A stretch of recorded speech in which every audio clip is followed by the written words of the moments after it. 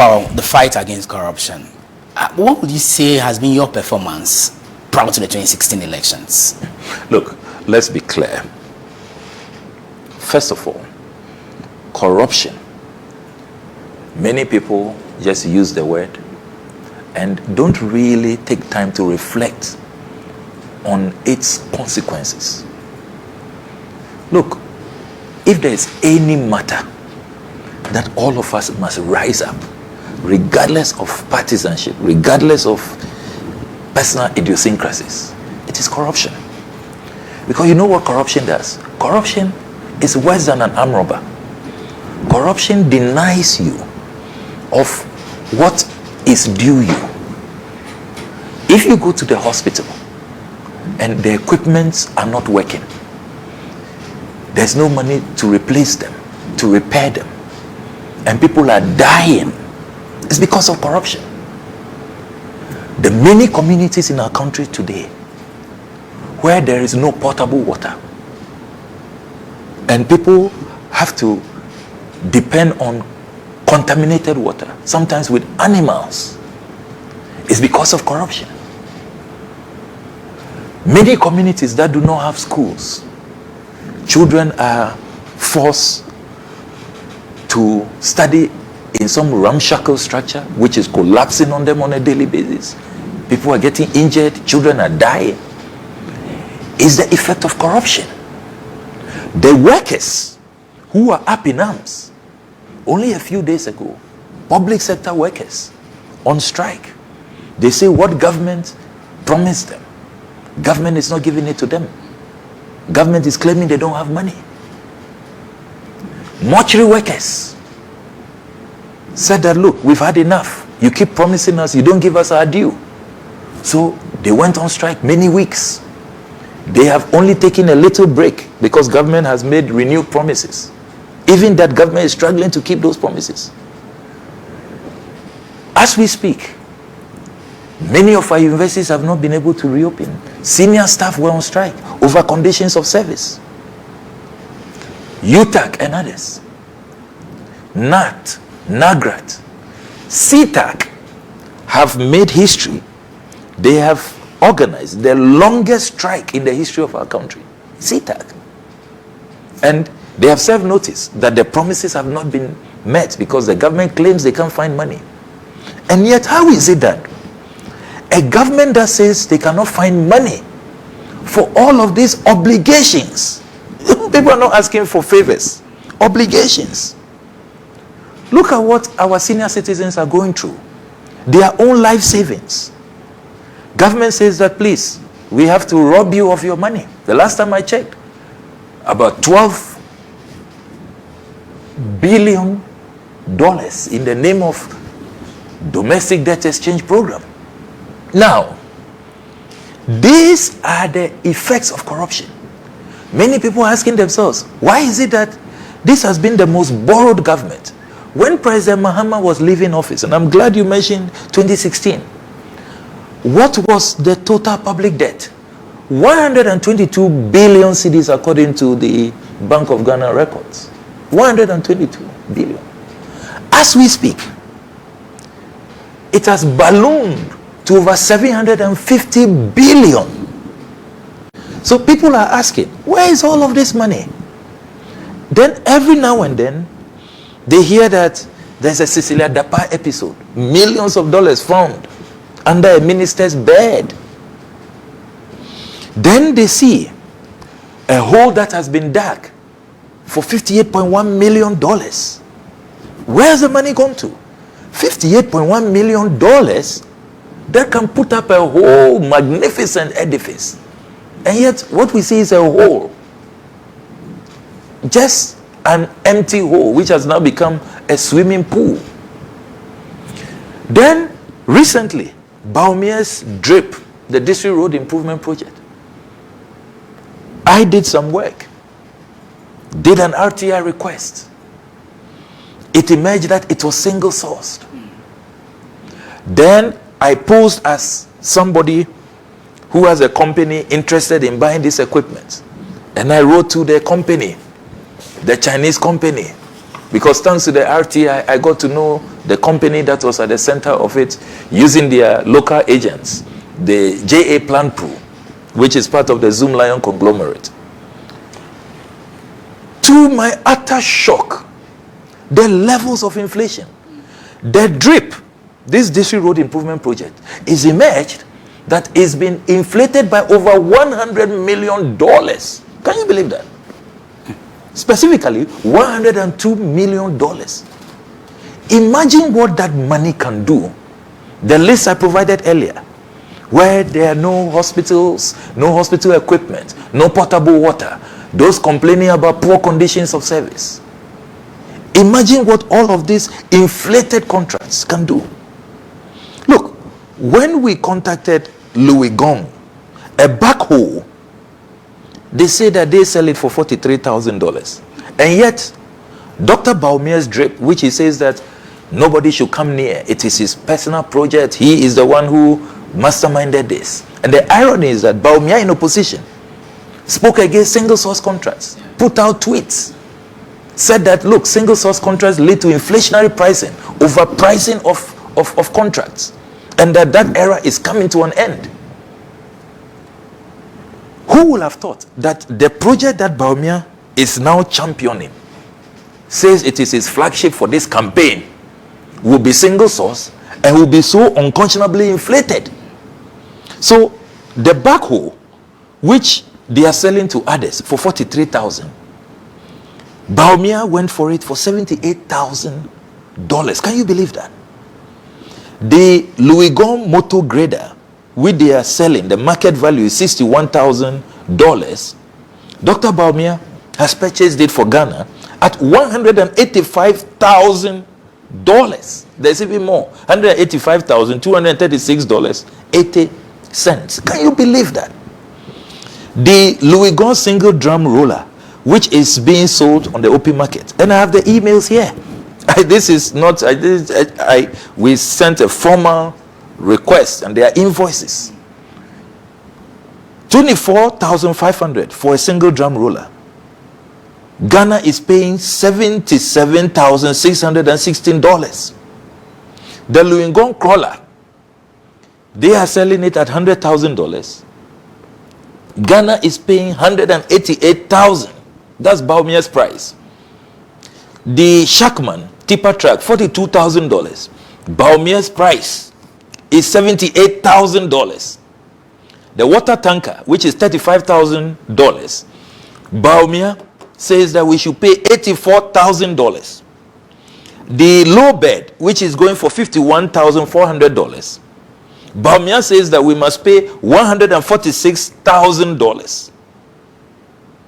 Incredible. Totally mind-boggling. These are huge sums. Anyway. Huge sums. Yeah. Inflated by over 100 million. So let's begin to reflect. This $102 million, when you do the inflation, let me give you the specific figure to the last point, is $102,083,439 million. That's the difference between the real value. And you know, the other thing I did, so I decided to put in a request, once again, using our investigative company, pretending that, you know, we are interested in buying these equipments, to other competitors of Louis Gong. So, you know, there is a Zonda group here. Yeah. And they could even have been considered because they are manufacturing here locally, they are assembling here locally, they are employing Ghanaians. Then you also have other companies who deal in these equipments. We went for their invoices. All of them far lower than this. Yes. And you ask the question, so why was this not done competitively? Because if it was done, the advantage of a competitive procurement process is that it drives down the price. When companies know they are competing, they know that they will disqualify themselves if they come up with these ridiculous prices. Will you believe that since this expose, none of them has been able to speak? The District Assembly Common Fund, I have called them out. They haven't been able to say a word. Bawumia has now run away even from DRIP. Previously, everywhere he went to, this was his flagship. Hey, Bawumia, back off. NDC, back off. NDC parliamentary candidates, stay away. This is our flagship.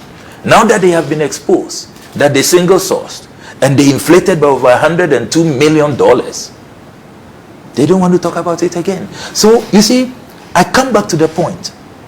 The opportunity cost, the consequences of corruption. This one alone, just DRIP alone, Ghana is losing $102 million. Imagine what $102 million can do in your life, in your community. Just imagine. National Cathedral, the $58.1 million. Imagine what it can do. The Ejapa, that frolic they went on in London, that they got up to in London, saying that they were looking for offices to rent and all of that. $12 million. And there's nothing to show on the Ejapa deal. When we thought that we had killed it in Parliament, apparently they went on a spending spree. I haven't come to Pualugu, the Pualugu Dam project. We went there as a parliamentary committee. It's a damn God-forsaken forest. Nothing is there to show. $12 million wasted. Then you had these dubious characters who came from South Africa that they are coming to give us a sky train. We paid them $2 million cash. And then they ran away with our money. Where is the $2 million?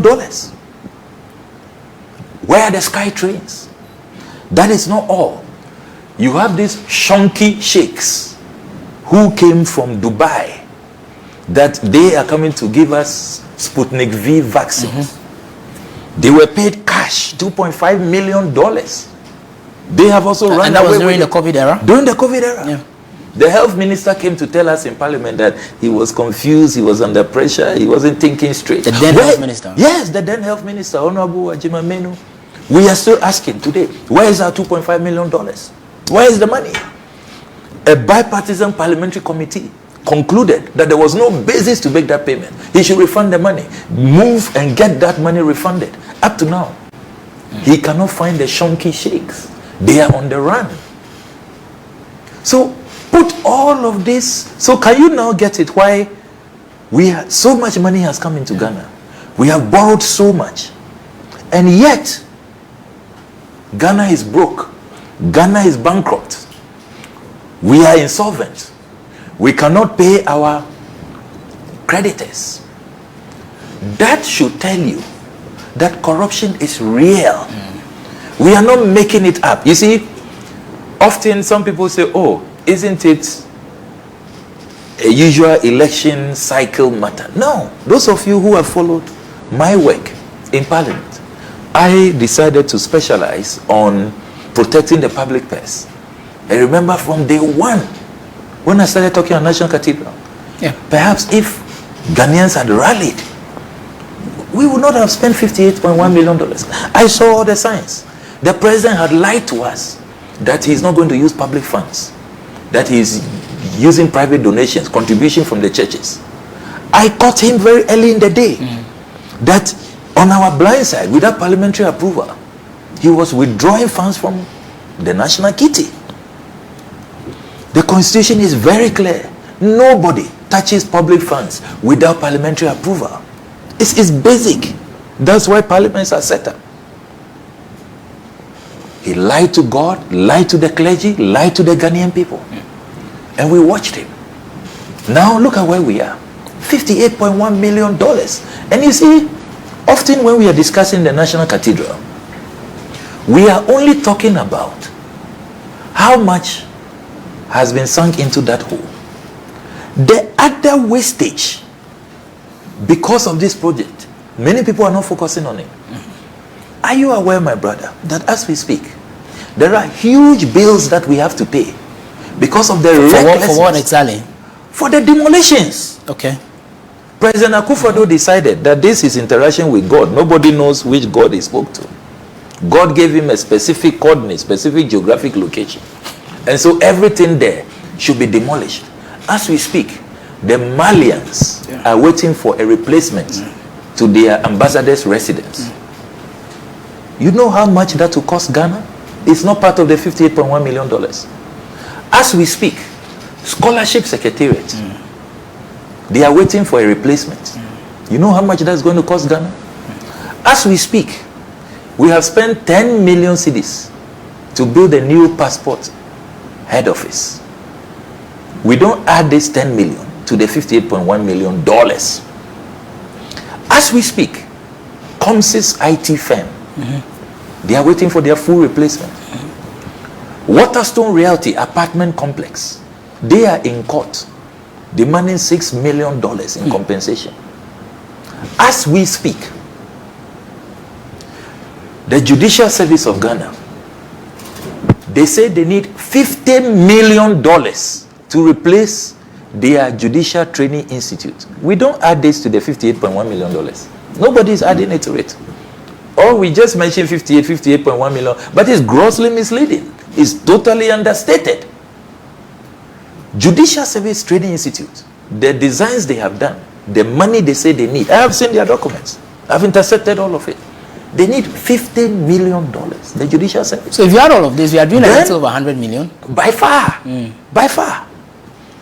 Then don't forget that the judges' bungalows that were demolished, they are building new ones. The judges had to be housed temporarily in rented accommodation. You know the cost associated with that.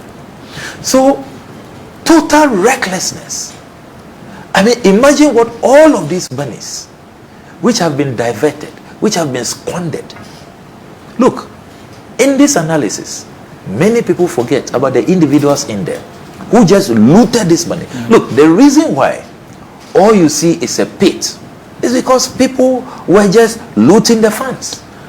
Carrie Summers, as we speak, is an American who came here, pretended that he's some top fundraiser. What happens in the industry is that when you raise funds, then they give you a commission. It is only in Ghana, under Akufo-Addo and Bawumia, that they decided that as for Carrie Summers, he should be treated differently. They gave him $6 million. He has raised nothing. I followed up to the United States of America. All the things he came to say, the pictures he brought, the Nehemiah group, all I saw when I followed that address. Look, I even thought that maybe GPS is no longer working in America. I couldn't believe it. You didn't find a place? It was a dilapidated, totally run down coffee warehouse. Coffee warehouse. And you see, if I didn't find him, people will have said I went to the wrong address. Once I was there taking pictures, assessing the place, then he came out. That was Carrie Summers. Came out, met me. I couldn't believe it. The address they said they had in Washington, D.C., where they have an office for their U.S. operations, I went there. I was almost arrested. If I didn't show my ID that, oh, please, I'm an honorable MP from Ghana, I'm not, you know, a fraudster or a scammer, you know. They said, hey, what are you doing here? There's no National Cathedral of Ghana here. Please, stop wasting our time. You know, what is that? You know, their website, all the address they put, it was all a scam. Can you believe that people who say they are building for God? So this is the greatest scam ever conducted against God, against the clergy, against the Christian community, and against the Ghanaian people. I have not yet talked about the secretary on the board who I discovered that apparently was operating a double identity scheme, operates in the day as Reverend Kusi Boateng, at night he is Kwabena Edu Jemfi. 2 mothers, 2 separate birthdays, 2 separate things, paying himself. So he's Victor Kusi Boateng paying himself 2.6 million to a company owned by his second identity, Kwabena Edu Jemfi. People who say they are building a holy temple. Hey, what did the Bible say? In the Bible, where people not stop, was David not stopped? That, hey, you have shed blood. You are not fit. Even David, oh, God stopped him. That you are not fit to build a temple. You are not holy enough. And look at the people here who have presented themselves as some special agents of God, who God has given them a special assignment. I mean, and you ask yourself, the issues that we face, that confront us, the priorities that we should have. And look, I have listened to a lot of these respected men of God, in their resignation letters. They said that, look, that if they had $58.1 million, what they will build, we will all be in shock. And I believe them. You must believe them too, because we have seen what they've done. Bishop Dakeward Mills, look at his temples. Look at the magnificent chapels he's built all over. One will also say that these were the same people who were part of the whole scheme.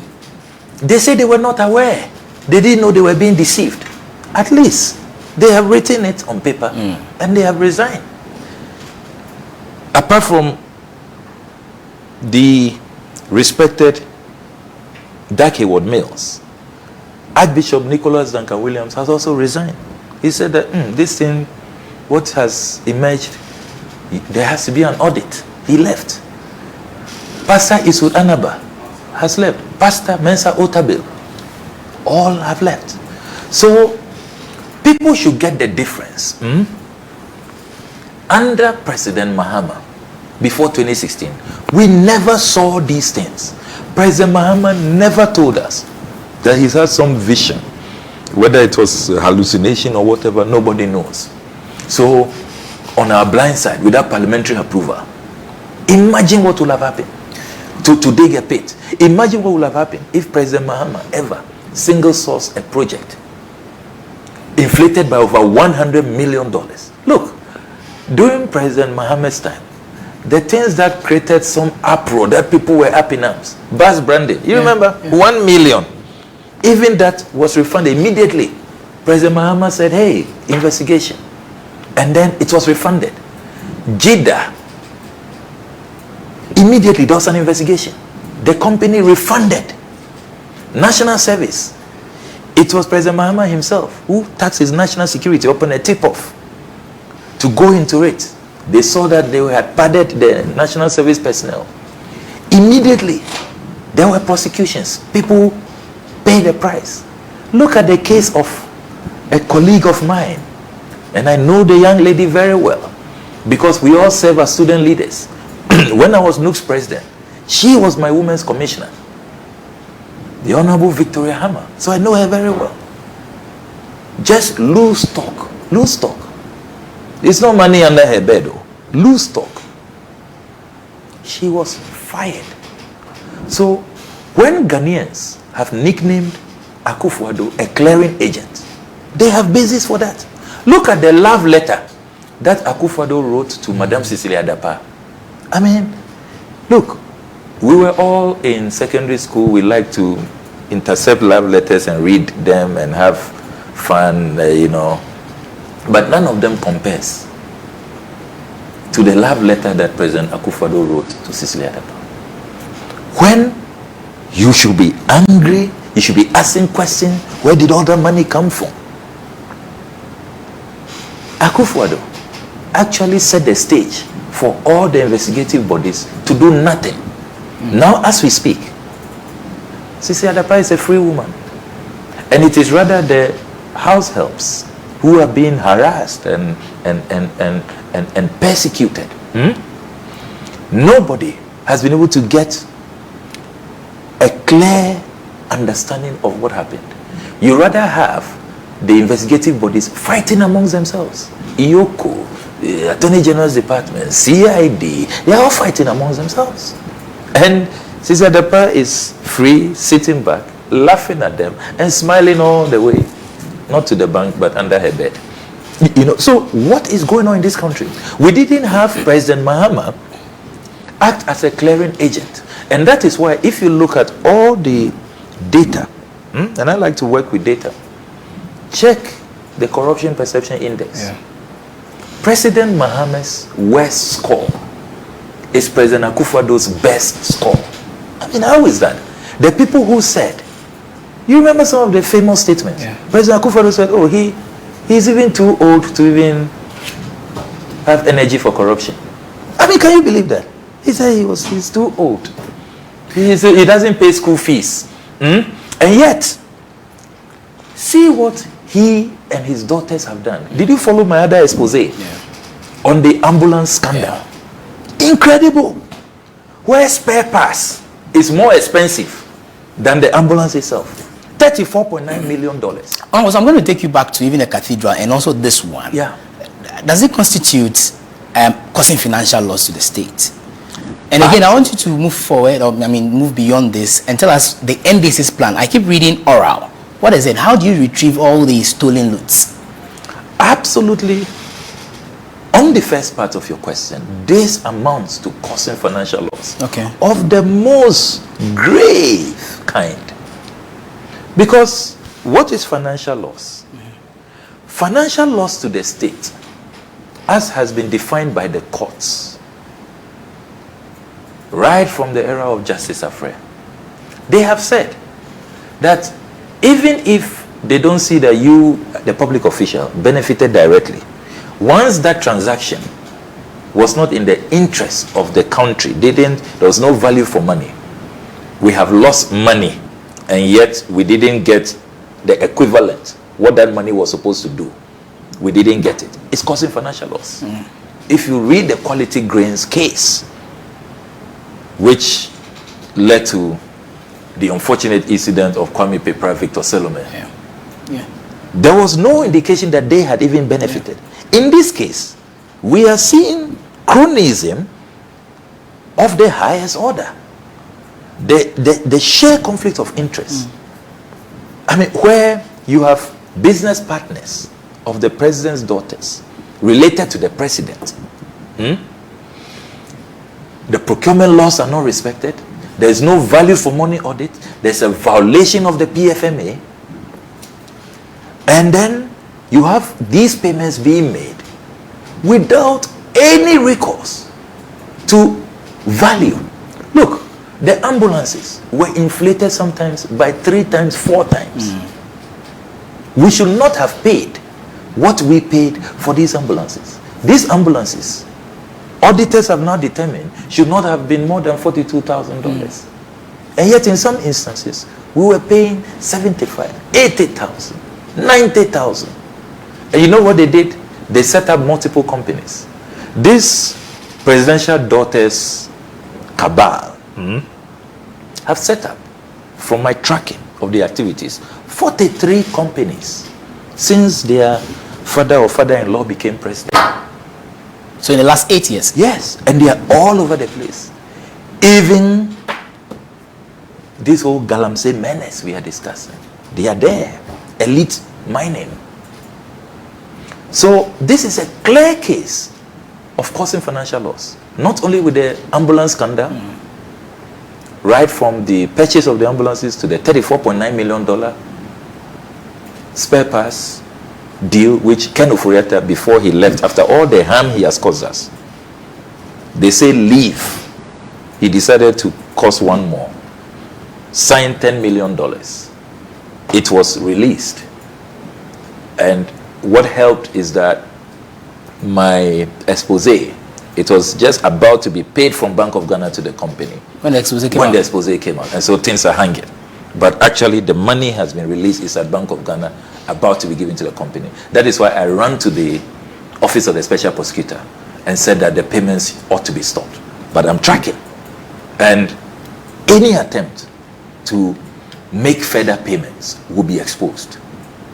Then you come to the National Cathedral. It's clear case of causing financial loss. This drip, over $100 million. Clear case. And you know the anointing about this drip? All the noise they are making, they have paid only $25 million. They say President Mahama should come and pay the rest. Can you believe that? That is not all. You are following my current, the current expose I am on. It's at the Ministry of Foreign Affairs and Regional Integration. $38.2 million e-visa processing scandal. A company that has no track record, called Access Citizens. Absolutely no track record. Top diplomats. I published all the internal memos. The legal bureau, the special committee, the embassies, all of them have written to the minister, don't do this. We don't need this service. We are already processing the visas. We get IGF from it. Don't do it. The company doesn't have the track record. There are data protection issues. There are national security dimensions. And yet the Minister for Foreign Affairs instructed the Chief Director, Ambassador Ramses, to go ahead and sign.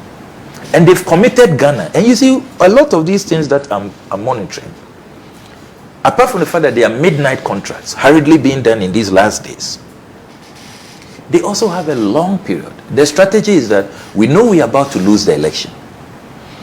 They can have the power, but we want to have the loot. So we'll be in opposition and be enjoying and have access to all of these dubious proceeds.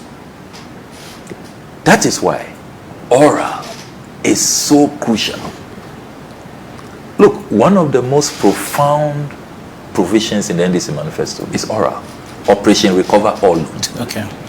So we will swiftly move into investigations. Fortunately, some of us have the documents. We've intercepted a lot of documents. The dossier is there. And their own statements. If you read all the statements they've been issued, they issue statements and confirm everything. The recent one by the Foreign Ministry, the statement they issued was a clear confirmation. Except to say that, oh, you know, in your analysis, you haven't considered the fact that the people pay taxes. They forgot that in their own 2nd October 2024 addendum to the contract, they stated there clearly that they won't pay VAT, that assets won't pay any taxes. So they are not even reading. It looks like the company just drafts the thing, and because it's a sweetheart deal. And this company has the audacity to say that we cannot introduce e-visas, we can't introduce visa on arrival without their permission until 1st September 2028, because they want to maximize profits. So look, all of these unconscionable deals will be subjected to a probe. There will be retrievals so that we can use those monies. Because look, Ghana is on its knees.